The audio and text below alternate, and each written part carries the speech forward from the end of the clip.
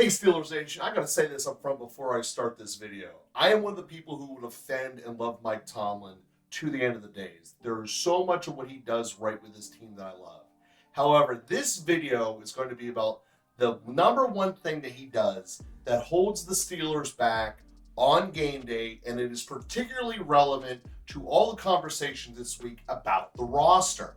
And that is going to directly lead to 5 players every game day that are going to get screwed and hold the Steelers back because they do not get a hat. So when we look at the way the NFL constructs your roster, you're supposed to get down to 53 players. That's what's been happening the first half of this week. But on game day, you get 45 men from that 53. So 45 options there, which means 8 of those 53 don't get a hat. Unless you want to use your backup quarterback, and Rudolph gets a hat, probably will be. And that leaves one remaining guy from your practice squad of 16 to be able to dress. Now, why does this all matter? Is because we are now limited to 45 options to make the best roster. And the problem Mike Tomlin does is he uses 5 players every game for the strict purpose of special teams.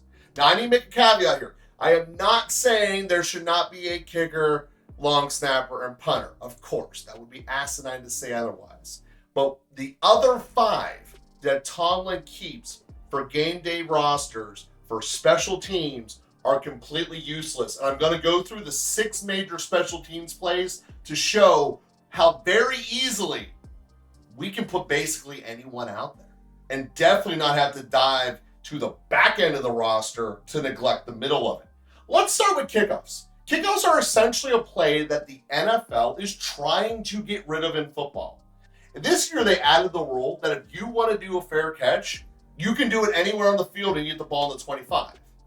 In 2011, they made it so you can basically kick a touchback anytime you want. So what happened was initially all kinds of guys just kicked the ball out of the back of the end zone. That was cool. Well, Belichick then went, I'm going to try to do a pooch peck. You get it on the 2 and we'll get someone to blow you up. That looked really cool on SportsCenter, so let's do what everyone else is doing.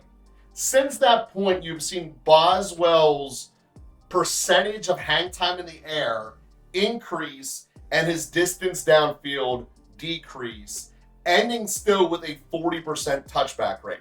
I get that guy a little technical mathy. Here's the long story short. Boswell's leg is strong enough to put the ball out of the back of the end zone every single time. And since now there is no incentive to do the hang pooch kick because they're going to get the ball at the same place anyway, that's what defending teams are going to do against us. So fair catch, ball at the 25, stupid irrelevant play.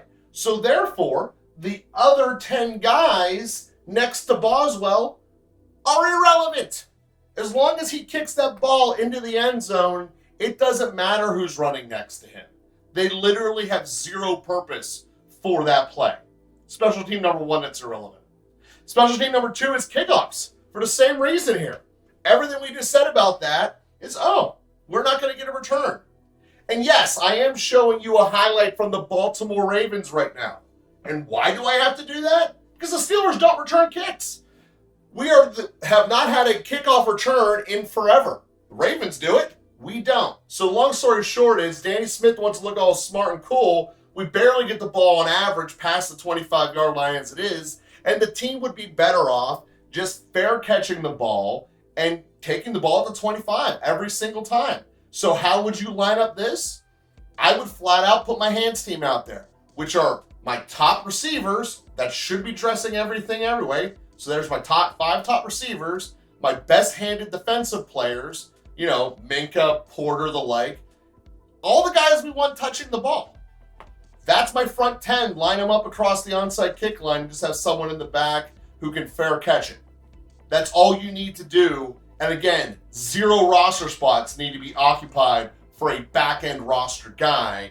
Again, there's important middle of our roster guys that are going to get screwed and hurt us as a result of this. Let's flip to the next one. Field goal block. We already used the starting offensive line for the field goal block, and the only special team helper tends to be like your middle of the road defensive line. They've already put Cam out there. The only person who ever blocks a kick in the NFL is the guy screaming off the edge. And who are the best people at blocking that? Your tight ends. So give me Washington and Freiermuth on the edges, and really, as long as the rest of the guys in the middle are 300-pounders, it doesn't matter who they are, because you never block a field goal up the middle in the NFL unless the kicker messed up, which is not the offensive line's problem. Field goal block. Let's face it, field goal block is basically your starting defense out there with Minka screaming off the edge to block the kick. The rest of it is your linebackers floating around to make sure that the quarterback doesn't pill that OSU, flip it over the top and run play. Your other safety in KZ, making sure they don't do any, fake passes or anything. The field goal block team is essentially your defense that needs zero added on from the back roster. And again, most of the time, when a field goal's missed, it's on the kicker anyway. It's not really something that should be specialized in the first place. Now let me get you to my number one pet peeve with special teams. And this is 100% a fact. Punt. The NFL has made it very clear that if you kick the ball out of bounds on kickoff, that's a little yellow flag. Other team gets the ball in the 40. But on a punt, wherever the ball goes out of bounds, the other team gets it. And just from the nature of physics of kicking a football, takes more energy to put it higher than it does longer because of the spin you can put on it on a line drive. Which means that every single punter in the NFL, if they didn't have to worry about hang time, could put the ball further downfield. Now, why do I bring this up? Because there is absolutely no reason that anywhere on the field, and yes, this is included from his own end zone because Harvin is strong enough to do it, that he couldn't put it out of bounds at the opposite 7, between the opposite 7 and the opposite 5. The fundamental problem is that doesn't look cool. So what does Danny Smith and Tomlin always want? Oh, that sweet catch. Oh, we downed it on the 1 because it looks awesome. The vast majority of the time that play sucks, fails, and doesn't work and they get the ball at the 20.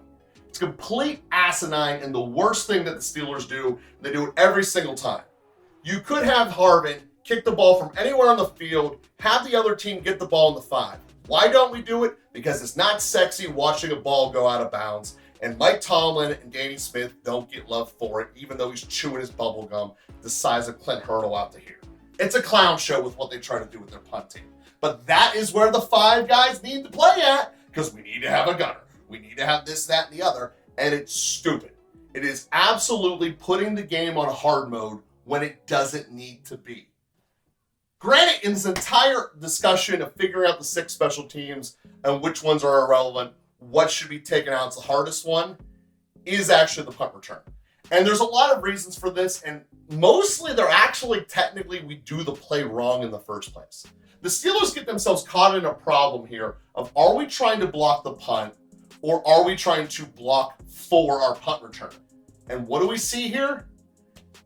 Uselessness. Not only did we stop the rush to try to block the punt, we didn't even touch the guy who's going to go make the tackle anyway.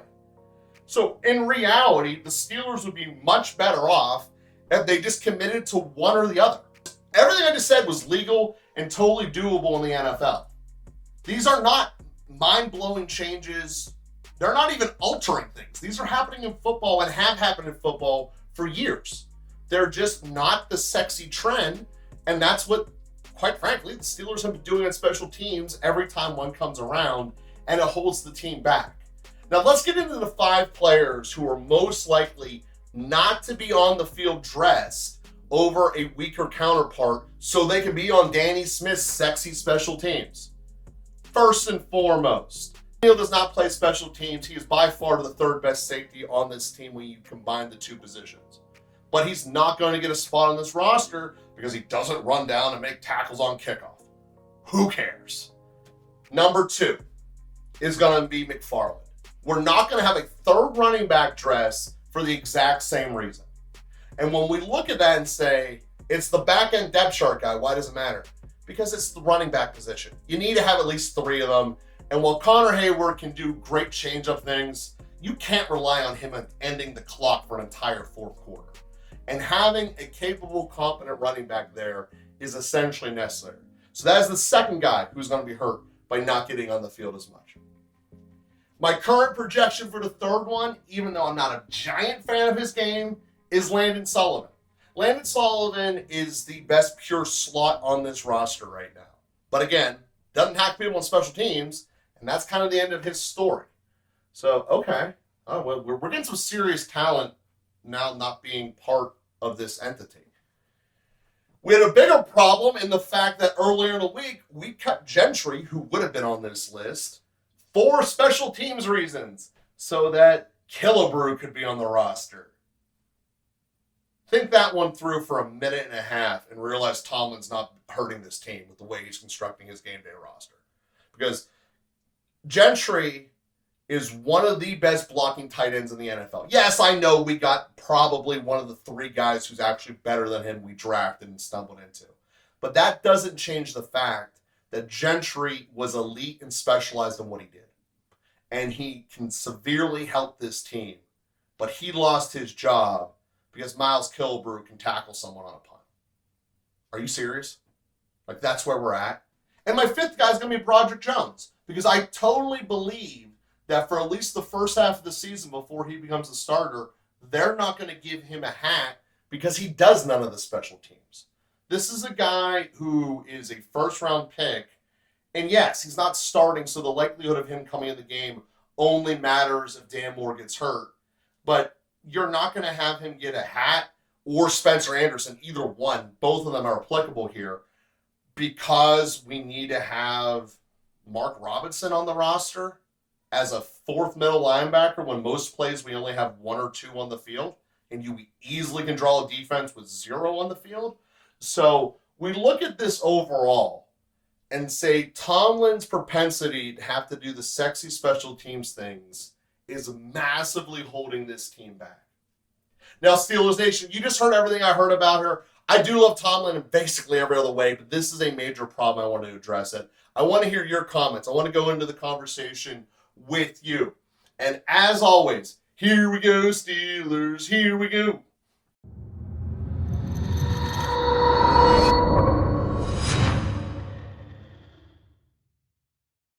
Put the ball out of bounds at the 5. They are all capable of doing it. And if for some reason you think, you know what, Joe, that's stupid. He's not going to be able to kick the ball 80 yards. His limit is, 72. Well, then adjust it accordingly. But the point is he can shoot a line drive much further downfield. Out-kicking your coverage is not a factor when the ball lands 3 yards out of bounds. That's a fact of life.